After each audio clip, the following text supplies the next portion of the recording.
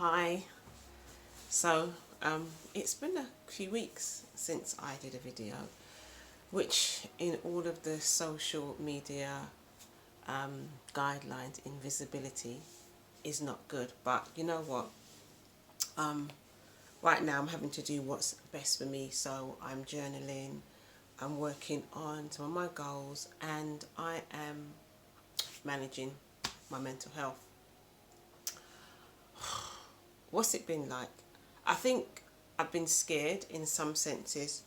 I've been scared to speak to people during my isolation period because I was feeling quite low. And feeling low, I hope this is light enough.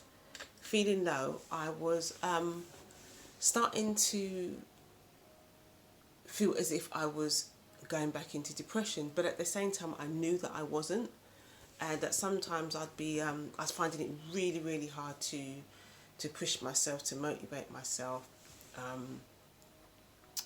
Had routines, done things around the house, but it was like inside I was just struggling. Inside I had this feeling of, I don't know, heaviness, just an unsettled feeling. My stomach just wasn't settled. I guess it's a feeling of anxiousness, but not from a worry, stressful place. And but mentally up here, I knew that I wasn't depressed, but I couldn't figure out what it was that I was feeling. And so I was praying, but it was like my prayers wasn't really connecting to God, and everything just seemed all over the place, to be honest with you. So the only time I felt really free and like my head could breathe was when I was out on my walks. And but then sometimes it would take a lot for me to motivate myself to get out for the walk. But once I got out for the walk, I found that I didn't want to come back home. And I'm in this isolation period and I'm on my own. And then one day I was out and I was just talking to God, and I was like, I know I'm not depressed, so what's the problem? And then I was also thankful that I wasn't depressed, because, oh my gosh, it's not a good thing. And what came to me was, for me, being in my surroundings here is like a recovering alcoholic being on lockdown in a liquor store. So everything around me represents the comfort of being isolated when you are depressed. Because when you are depressed, you want to shut yourself away from everybody.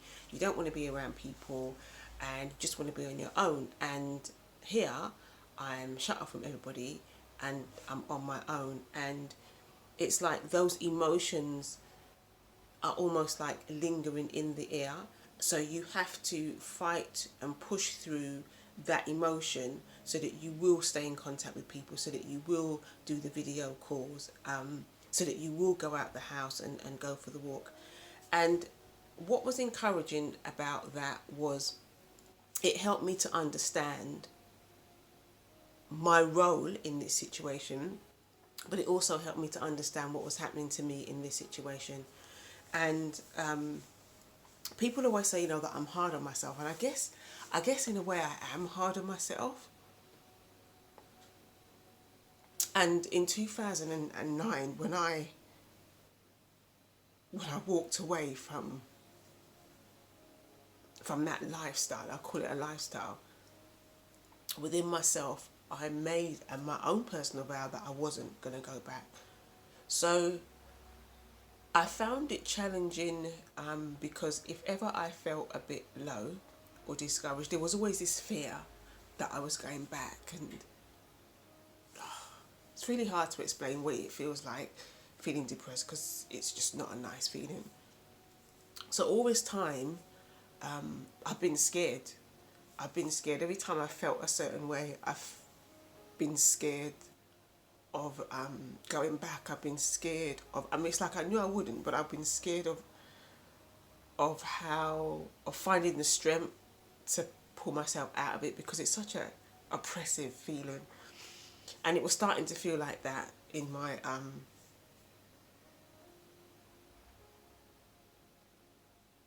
in this season here. So I was there and I was praying to God and I was asking God, and when he showed me that example of, being, for me, being in isolation is like a recovering alcoholic being in a liquor store. That alcoholic, the determination in them is not going to allow them to drink that drink. But they're going to have those feelings and those emotions. They're going to be enticing them, drawing them. And so that's what it's been like for me here. But it's that willpower, that faith, that goal, that drive that keeps them from not taking that drink. And it's been all of that that's kept me, and my faith in God. And then another thing that I realised was that I didn't actually know the difference between being discouraged and being depressed. So, and I used to say this, like, I'll say this a lot, when I'm talking to people, that everybody gets depressed at some point. But for somebody who's suffered from depression, you almost have to watch the levels that you go to, so you can't afford to go too low. You can't afford to dwell on what's happening around you, otherwise you sink. But I had a clearer understanding of that during this isolation period, and that is that actually most of the time since I came out of depression, I have just been discouraged. But because the emotions to me are very, very close, they're very, very similar. It's like, an alcoholic, just the whiff of that drink, it stirs up things inside of them. It stirs up what they were used to, and it also stirs up that coping mechanism that comes into fight, that comes into stand. And so just the mere feeling of feeling discouraged, it reminded me of depression. So for the last 9 years, I have literally scrambled, fought, pushed through everything just to not even feel that way. I didn't even want to feel discouraged. I didn't want to feel that way, because to me it represented depression. So that was quite a powerful thing for me, because it meant that I could cut myself some slack. It meant that I could embrace the fact that, you know what, today I'm just feeling a bit discouraged. Today I'm just feeling a little bit sad. And there's nothing wrong with that, as long as I don't stay there. And because I know how not to stay there, it was like I had room to breathe. Instead of, as soon as that feeling, that emotion come in, I'm like scrambling for dear life. And I don't need to be scrambling for dear life. I can just embrace it, shed a tear, and then pick myself up and go on. So this isolation period has taught me a lot. Even the way in which I address my goals, I can be very hard on myself. And if I don't get a certain amount of things done, again, that discouragement will come in. And because I thought it was depression, again, I'm fighting, I'm pushing myself. And I do need to push myself, but I also need to cut myself some slack. So my new lesson now is learning to cut myself some slack, learning not to be so hard on myself, and finding the balance between being driven, being motivated, and not being too hard on myself. So I don't know where you are in your life. I don't know if you suffer or have suffered with mental health.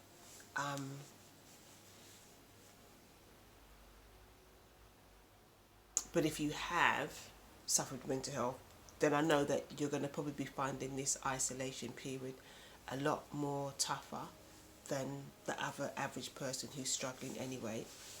And yeah, we hear all the things like, exercise, go for walks. But in order to do all of that, you still have to reach a level of motivation. So what I would suggest is, having that accountability, making that call, answering it when you don't feel. Get someone to call you constantly. Answer that call when you don't feel like it. Do that exercise with somebody when you don't feel like it. Be accountable to them, and give yourself little treats. You might not be as far on as I am, and it's something that I'm thankful that I've come out of. And like I say, I do have to work at it daily, and I think that's the other thing, that some people, they still look down on me as being weak because I fight, but I'm not weak. I'm actually very, very strong, because I do fight and I don't give in. So that's where I am in my isolation diary journey, just focusing now on my goals and implementing my new regime, understanding myself, and yeah, working on not being too hard on myself and taking it one day at a time. So I will catch you guys, I guess, in a week or so on my update.